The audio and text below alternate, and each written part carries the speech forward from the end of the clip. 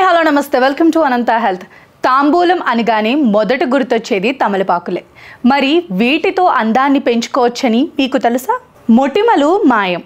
తమలపాకులలోని anti inflammatory, anti bacterial గుణాలు మొటిమలను తగ్గిస్తాయి.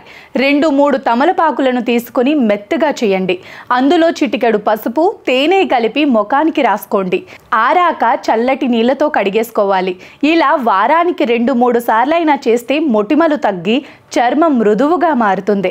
తమలపాకుల్లో vitamin C ఎక్కువగా ఉంటుంది. 1/2 లీటర్ నీళ్లలో గుప్పెడు తమలపాకులను వేసి బాగా మరిగించండి. ఆపై వడగట్టి దానిలో చెంచా చొప్పున తేనె, నిమ్మరసం కలిపి ముఖానికి రాసుకోవాలి. ఆరాక కడిగేస్తే చాలు. చర్మానికి తేమ అంది తాజాగా కనిపిస్తుంది. చెమట వాసన ఉండదు. కొంతమందికి చెమట ఎక్కువగా పడుతుంది.